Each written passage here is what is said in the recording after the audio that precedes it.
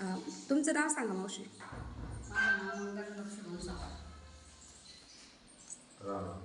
राहणार कुठले तुम्ही?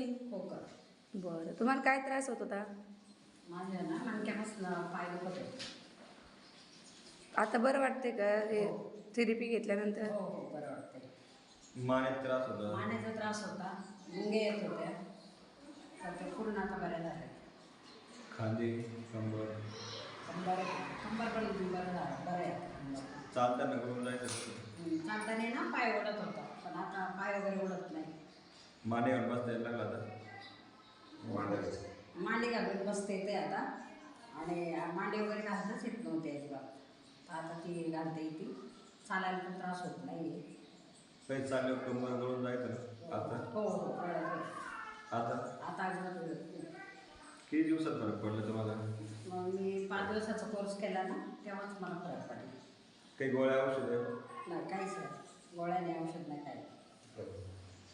तुम्हाला दुसऱ्यांसाठी तुम्ही काय संधी द्याल? असे ज्यांना तुमच्यासारखा त्रास आहे त्यांना तुम्ही काय संधी द्याल? त्यांना सांगितलं की योग्य उपाय आहात तुम्ही, तिथं जा म्हणून सांगणार मी त्यांना.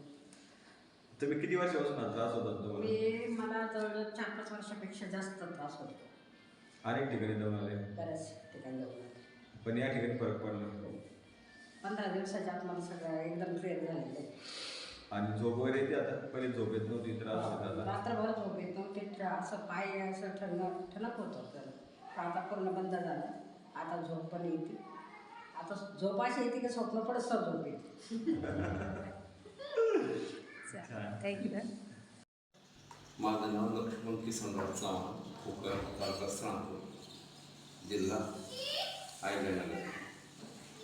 आता मी माझ्या मंडळीला 15 दिवसापासून आम्ही ट्रीटमेंट घेतो आहे. एकदम चांगली ट्रीटमेंट आहे आणि खर्चिक पण कमी आहे आणि आम्हाला समाधान मिळते त्याच्यावर. मावशींना बघून तुम्हाला आधी कसं वाटायचं, आता कसं वाटतं?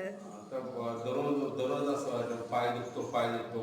मला पण काम सोडून ते करत मी दवाखान्याच्या दवाखान्यात, परंतु आता अजिबात माझ्या डोक्याला सीम कमी झालं नाही. सगळ्यात महत्त्वाचं काही. आणि ज्यांना आता जे पेशंट असतील त्यांना सुद्धा आम्ही आणण्याचा प्रयत्न करणार आहोत आणि जास्तीत जास्त पेशंटला कसा फायदा होईल ते आम्ही असं पाहणार आहोत. तुम्हाला काही गोळ्या औषध देण्यात आलं होतं त्यांना? नाही, गोळ्या औषधं काहीच नाही. बिगर गोळ्या औषधाचं ट्रीटमेंट योगा थेरपी केली त्यांनी, आम्हाला पण समाधान मिळते.